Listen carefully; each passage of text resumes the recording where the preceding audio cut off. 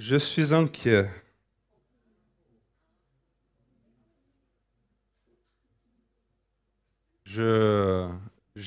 Cette semaine, j'ai lu un article dont les titres étaient « Cette vaccination qui déchire famille et amis ». Cette vaccination qui déchire famille et amis. La RTS a fait un sondage publié en juillet. Résultat, un quart d'entre nous ont déjà rompu des relations avec des proches à cause des raisons de divergences d'opinion. Un quart d'entre nous ont déjà rompu avec quelqu'un de la famille, avec une amitié, avec un bien-aimé, à cause des divergences d'opinion. Sans mentionner que dans le sondage, ils ont dit que 62% d'entre nous ont déjà vécu des conflits autour du sujet. En plus des décès, en plus de la crise économique, en plus du chômage, ces maudits virus nous a amené un autre effet collatéral auquel on ne s'attendait pas, la division. Le déchirement des familles, le déchirement d'amitié. Donc je suis inquiet et il faut qu'on en parle.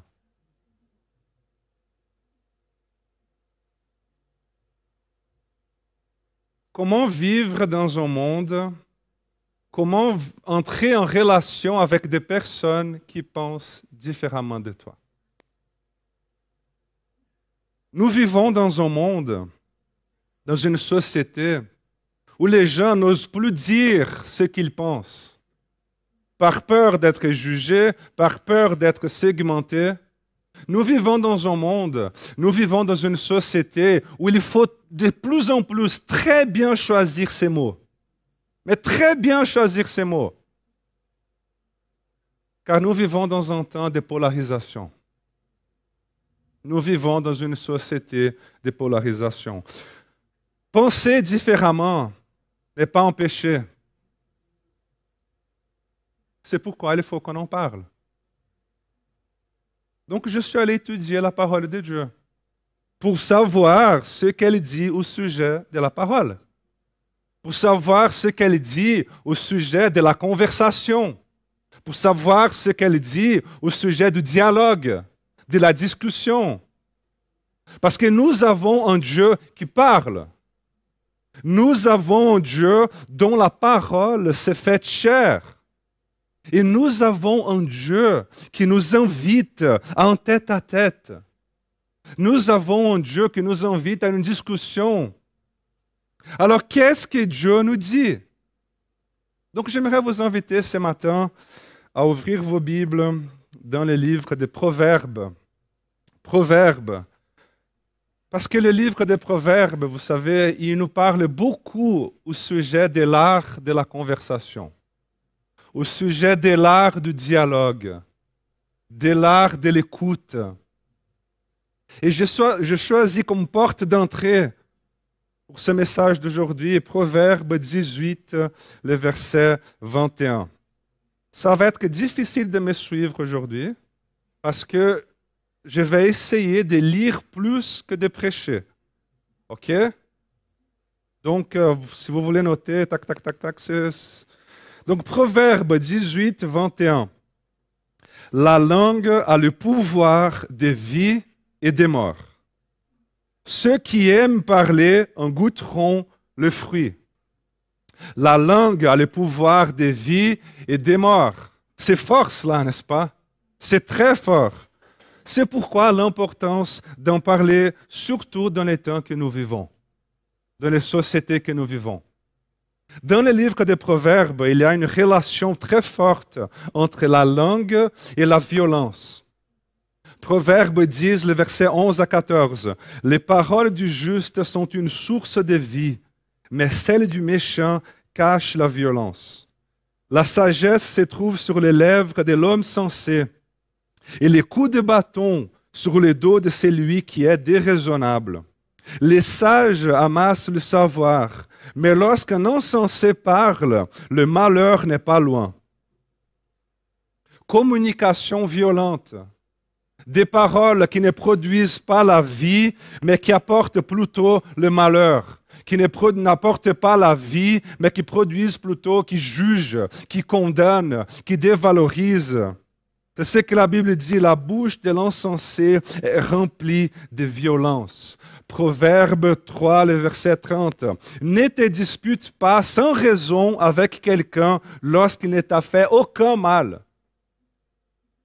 Donc si tu es du type qui aime bien les conflits, qui aime bien les querelles, qui aime bien les disputes, qui aime bien trouver des conflits là où il n'y en a pas, écoute bien ce proverbe. Ne te dispute pas sans raison avec quelqu'un lorsqu'il ne t'a fait aucun mal. Ah Léo, mais pourquoi? Verset suivant.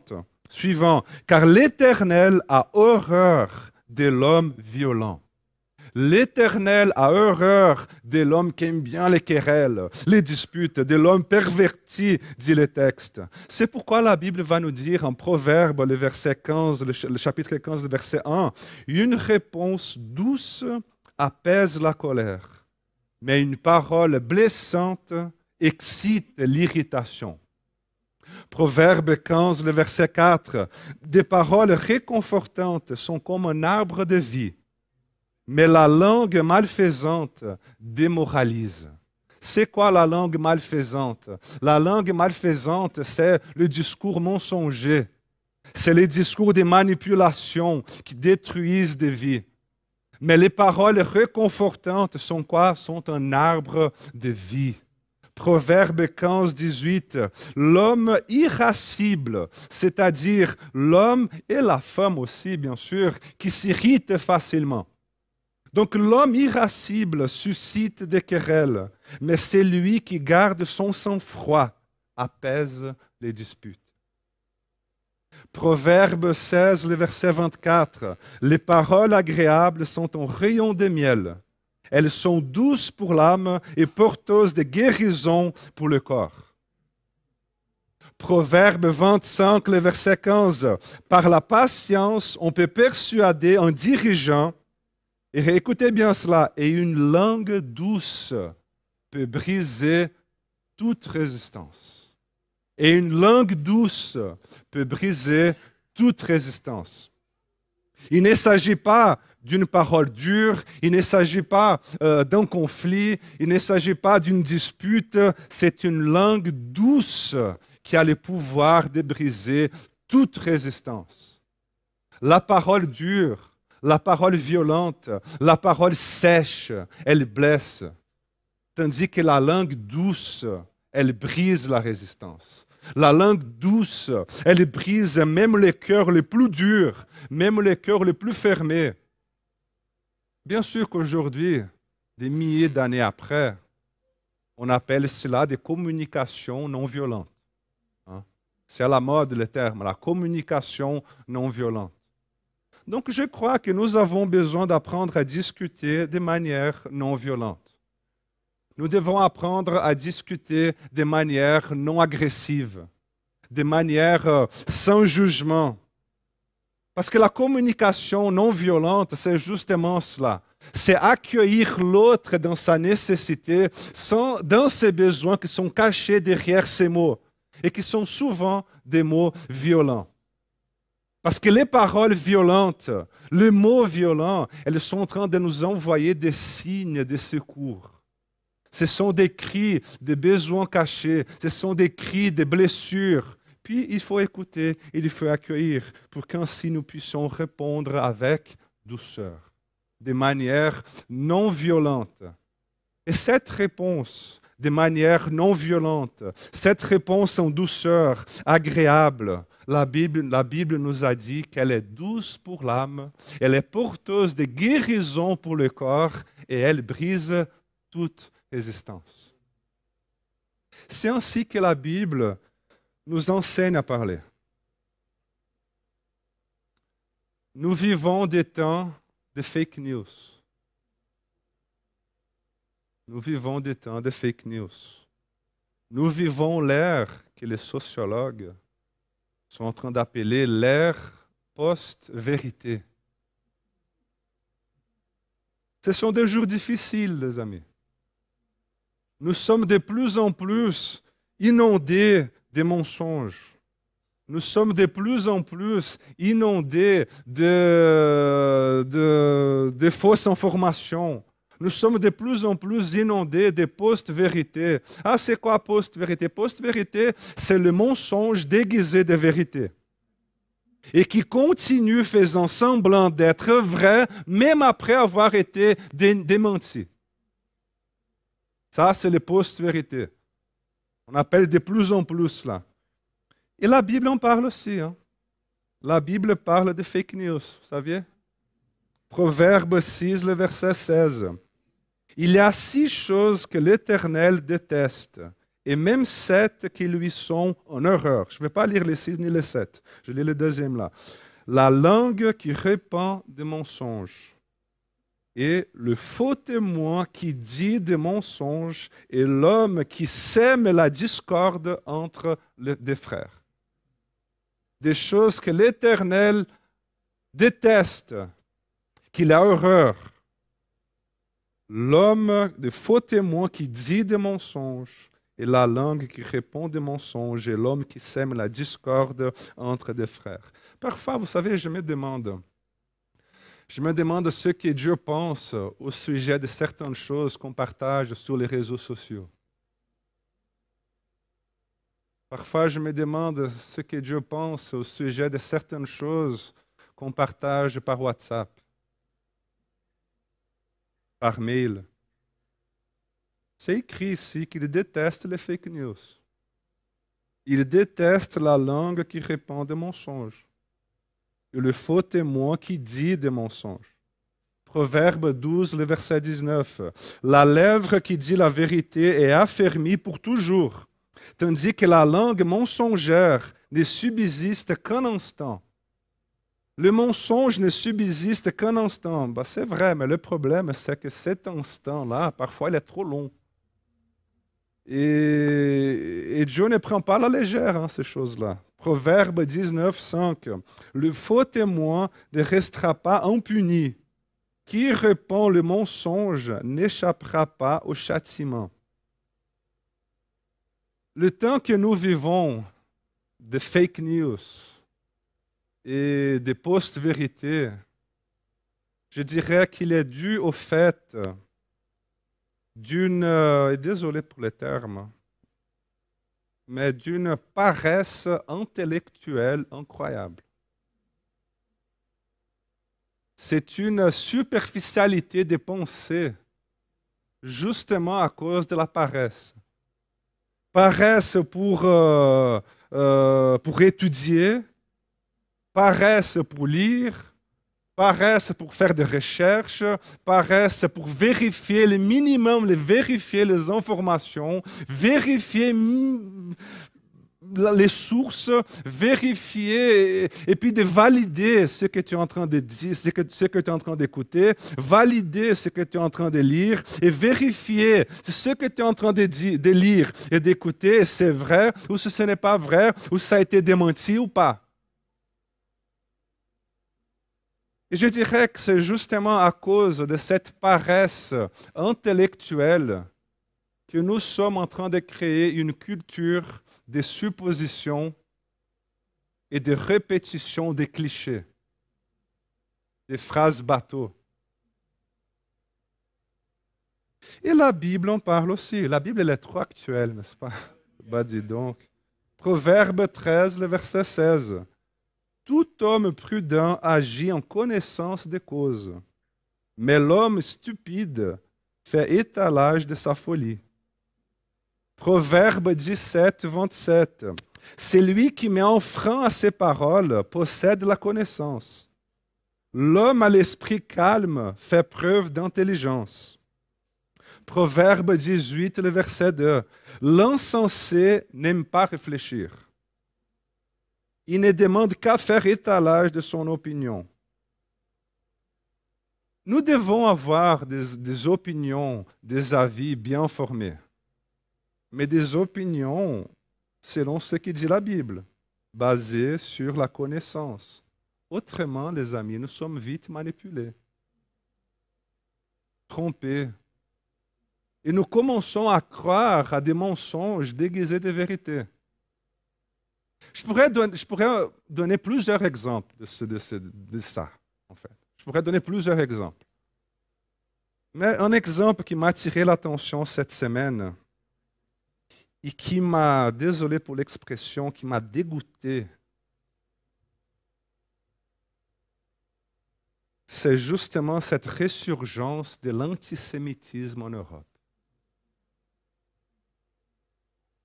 Suite aux manifestations là contre les passes sanitaires. Vous vous rendez compte que le négationnisme est à la haute? Quelqu'un voulait, je ne sais pas qui, mais il voulait faire un mémorial à Genève pour les victimes de l'Holocauste. Et puis quelqu'un du Front National Suisse a fait une pétition contre, en disant comme quoi l'Holocauste n'a jamais existé.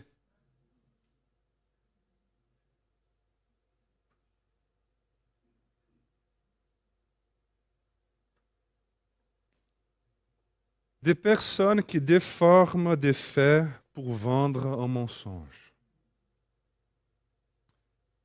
Et frères et sœurs, le mensonge n'est pas un terrain solide pour construire une nation. Le mensonge n'est pas un terrain solide pour construire des relations de paix et de justice. Il ne s'agit pas d'une question d'opinion. Il s'agit de connaissances basées sur des informations. Vous savez, aujourd'hui, tout le monde peut créer un blog et écrire n'importe quoi. Tout le monde. Il n'y a pas de sources, il n'y a pas d'études, il n'y a pas de preuves. Et puis nous, si c'est sur le net, alors c'est vrai. Et puis nous croyons sans aucun esprit critique. Et pire encore, c'est quand la personne qui écrit n'importe quoi se passe par un prophète. Donc il faut faire attention. Il faut faire attention. Il faut étudier, il faut connaître l'histoire, il faut creuser l'information, il faut vérifier les sources, il faut, afin que nous puissions discuter, c'est du boulot, mais afin que nous puissions discuter avec connaissance et non pas en répétant des clichés. Et puis c'est vrai aussi qu'il faut que nous ayons aussi le courage d'entendre ce que nous ne voulons pas entendre. Parce que la vérité, elle n'est pas souvent la bienvenue. Elle nous dérange. Elle nous sort de notre zone de confort. Nous ne voulons pas souvent entendre la vérité. Et la Bible en parle aussi. Proverbe 15, verset 31. Qui prête une oreille attentive aux critiques constructives habitera parmi les sages. Qui refuse d'être repris se méprise lui-même. Mais qui écoute les avertissements acquiert du bon sens. Proverbe 27, 5. Mieux vaut un reproche énoncé franchement qu'un amour qui cache ce qu'il pense. Nos vrais amis, nos vraies amitiés nous disent la vérité. Parce que quand nous aimons, nous disons la vérité avec amour. Par contre, celui qui dit la vérité, mais pas avec amour, n'est pas en train de créer un environnement de communion. Parce que vous savez, la vérité sans amour, elle blesse encore plus, n'est-ce pas? La vérité sans amour, elle blesse encore plus. Pourquoi? Parce qu'elle est sèche, elle est agressive. Et puis il y a des gens qui disent « Ah, ben tu sais, Léo, je suis sincère. » Non, tu es mal poli. Ah ben je suis sincère. Non, tu es juste désagréable. Ah ben je suis sincère. Non, c'est juste que tu n'as aucune sensibilité. Vous savez, il ne faut pas confondre sincérité avec manque de respect. Amen. Il ne faut pas confondre sincérité avec manque de respect. Nous devons dire la vérité avec amour. Et nous ne sommes pas bêtes parce que nous savons, lorsque quelqu'un nous dit la vérité parce qu'il nous aime, Et nous savons aussi, lorsque quelqu'un nous dit la vérité, parce qu'il veut tout simplement nous blesser encore plus. On sait faire cette différence. Parler et écouter, frères et sœurs, c'est un art. C'est pourquoi la Bible nous donne des consignes. Proverbe 10, 19. Qui parle beaucoup ne saura éviter de pécher. Mais l'homme avisé met un frein à ses lèvres. Proverbe 20, le verset 19. En parlant à tort et à travers, on trahit aussi le secret. Évite donc les gens qui bavardent trop. Proverbe 21, 23. C'est lui qui surveille tout ce qui sort de sa bouche, s'évite bien des tourments. Et ces derniers-là, nous, en tant que pasteurs, nous connaissons très bien cela par expérience. Nous qui sommes ici dimanche après dimanche, en train d'exprimer nos avis, en train d'exprimer nos points de vue, nous connaissons très bien les tourments lorsque nous ne surveillons pas tout ce qui sort de notre bouche. N'est-ce pas, Père? Moi aussi, hein? Guy, il est là aussi. Donc, il faut faire attention à ce que nous disons. Il faut faire attention à ce que nous disons, comment nous le disons, à qui nous le disons, et faire attention, et ça c'est très important aussi, de ne pas nous mêler là où nous n'avons pas été invités. Proverbe 26, le verset 17, nous dit que se mêler d'une dispute qui ne vous concerne pas, c'est vouloir attraper par les oreilles un chien qui passe. On va faire un exercice de visualisation. Imaginez un chien dangereux. C'est fait? Un pitbull. Imaginez un pitbull qui a faim. Maintenant, imagine-toi en train de l'attraper par les oreilles. Alors, c'est justement le même effet que se mêler d'une dispute qui ne te concerne pas. De l'autre côté, Proverbe 15, verset 23. Savoir donner la bonne réponse est une source de joie. Et quel plaisir de dire la parole juste au moment approprié. Vous savez quel est le moment approprié pour donner un conseil? Lorsqu'il est demandé. C'est ce que dit la Bible. Parfois, les gens nous disent des choses qui donnent envie de répondre « Ok, mais qui ?» Et puis l'autre « Mais qui quoi? Qui t'a demandé un avis? » Donc, le moment approprié pour donner un conseil, c'est justement lorsqu'il est demandé. Et on est d'accord que c'est merveilleux de recevoir un bon conseil au moment approprié, n'est-ce pas? C'est Proverbe 24, le verset 26. Qui répond honnêtement donne une preuve de son amitié. Proverbe 17, 14. Commencer une dispute, c'est ouvrir une digue. Arrête-toi avant que la querelle se déchaîne. Proverbe 17, 19. Aimer les querelles, c'est aimer le péché. Qui fait l'important cherche sa ruine. Les querelles ou les disputes, c'est lorsque nous perdons le contrôle de la conversation et nous commençons à décharger sur l'autre toute notre frustration émotionnelle. C'est pourquoi Proverbe 17, le verset 14 que je viens de vous lire, compare la dispute à ouvrir une digue. Pourquoi? Parce que quand tu ouvres une digue, ça va écraser tout ce qui est sur le chemin. Donc nos paroles ont justement ce pouvoir d'être cette avalanche d'eau. Elles ont ce pouvoir d'être cette avalanche de boue, tout mélangé. C'est pourquoi la Bible dit « Arrête-toi avant que la querelle se déchaîne. Arrête-toi avant. » Proverbe 17, 28. Même le fou, j'aime bien cela, même le fou, quand il se tait, passe pour sage. Celui qui ferme ses lèvres est un homme intelligent. Parce que vous savez, les dialogues, la discussion, c'est cette complexité de ta vision, de tes expériences et ma vision et mes expériences. Chaque histoire, vous savez que chaque histoire a trois côtés.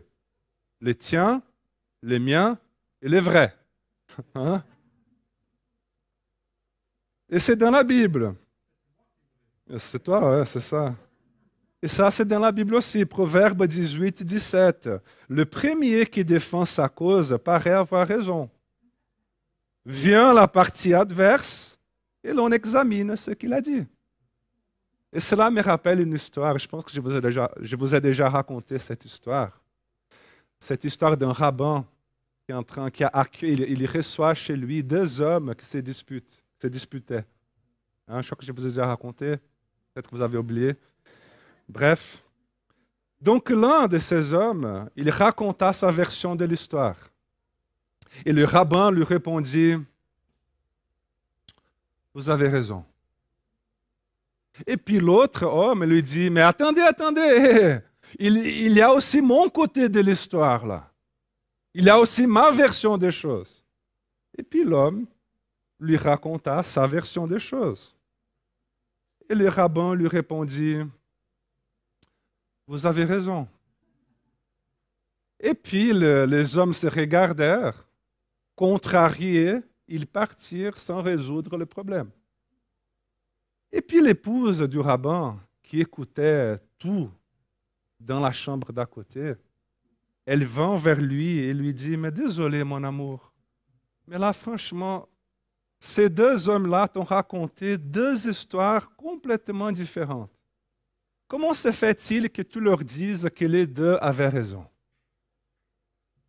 Et puis le rabbin regarda son épouse et il lui dit, « Mon amour, tu as raison. »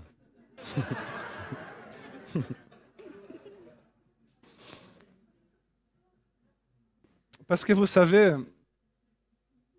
c'est possible, oui, que deux personnes qui racontent deux perspectives différentes, complètement différentes, aient raison en même temps. Nous disons que chaque point de vue est la vue d'un certain point. Par exemple, depuis là où je suis, je ne vois pas tellement très bien la porte qu'elle a au fond. Je ne vois pas, voilà, je vois qu'il y a un petit quelque chose là. Par contre, si je me déplace ici, j'arrive à voir la porte complète, totale. Elle est là. J'arrive même à la décrire. Elle est verte. Il y a même une poubelle que je n'avais pas remarqué. Il y a même une poubelle noire là derrière. Elle est fermée. Ah, ceux qui sortent, c'est bien. Elle est là, elle est fermée, elle est verte, la couleur qu'on aime tous. Donc, de nouveau, chaque point de vue est la vue d'un certain point. Et chacun va faire sa lecture de la situation en fonction de l'endroit où il se trouve, si c'est ici ou si c'est ici. Ainsi, chaque point de vue est directement lié à nos histoires de vie. Chaque point de vue est directement lié à nos expériences personnelles, psychologiques, à notre place socio-économique, à notre culture, à notre religion, à la génération dans laquelle nous nous trouvons. Donc c'est complexe. Qui a raison? Penser différemment n'est pas penser faux. Penser différemment ne signifie pas être mauvais. Nous ne pouvons pas juger celui qui pense différemment. Il suffit de l'accueillir dans la différence. Et que c'est bon, frères et sœurs, de pouvoir être dans un endroit où on se sent accueilli. De pouvoir être dans un endroit où on se sent aimé, où nous pouvons finalement lever nos masques. Ah! J'ose dire, j'ose être moi-même. Que c'est bon de pouvoir être, de trouver un endroit comme ça et arrêter nos discours avec des phrases clichés qu'on utilise juste pour plaire les autres. Et aussi être confronté avec notre manière de penser. Non, je ne suis pas d'accord, mais explique-moi. Confronté avec amour, vous savez. Confronter avec amour, et non pas en condamnant, et non pas en jugeant, et non pas en disant tu es un assassin, et non pas en disant Les amis, nos paroles sont sacrées. Notre bouche, notre lèvre, notre langue sont sacrées. C'est pourquoi j'aimerais terminer avec les paroles de Jésus. Il dit en Matthieu, le verset 12, le chapitre 12, verset 34, il dit « Espèce de vipère, j'espère qu'il ne soit pas en train de parler ni de moi ni de toi ici. Comment pouvez-vous tenir des propos qui soient bons alors que vous êtes mauvais? Car ce qu'on dit vient de ce qui remplit le cœur. L'homme qui est bon tire des bonnes choses du bon trésor qui est en lui.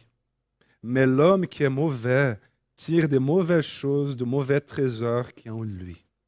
Or, je vous le déclare, au jour du jugement, les hommes rendront compte de toute parole sans fondement qu'ils auront prononcée. En effet, c'est en fonction de tes propres paroles que tu seras déclaré juste ou que tu seras condamné. Nos paroles sont sacrées. Ainsi que nos conversations, que nos dialogues, que nos discussions soient toujours remplis de grâce et pleins de saveur. Amen.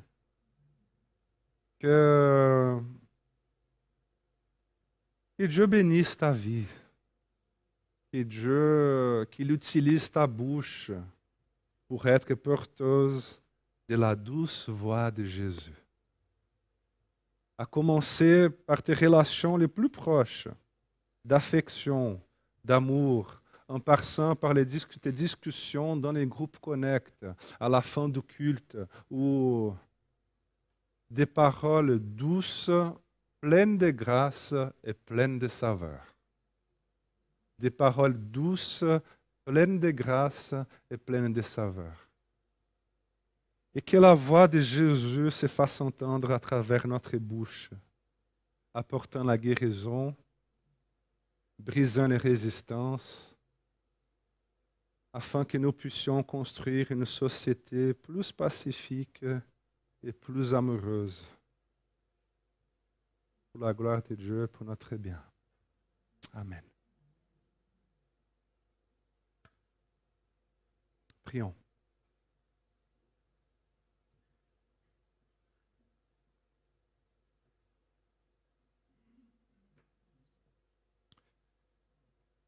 Seigneur, nous te disons merci pour la richesse de ta parole.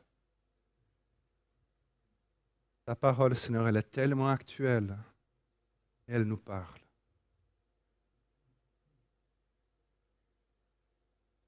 Donc, Seigneur, je prie que dans ces temps de polarisation, de post-vérité, de fake news, de déchirements familiaux, d'amitié, Seigneur, je prie que ton Église soit unie. Que ton Église soit unie, Seigneur. Que nos familles soient unies. Que nos amitiés soient préservées. Jésus.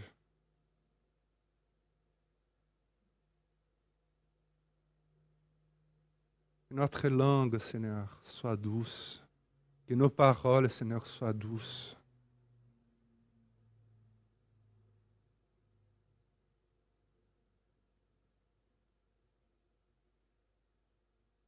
Je prie, Seigneur, que cette sémence qui a été plantée un peu partout ici, suite à ta parole, Seigneur, suite à tous ces proverbes, je prie que cette sémence-là puisse grandir et porter du fruit.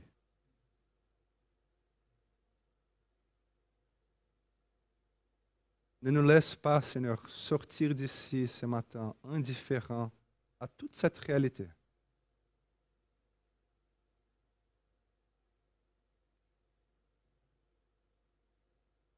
Que ton Église, que chacun de nous ici, Seigneur, puisse être porteur de ta douce voix, Jésus. Envers ce monde qui se déchire, se divise.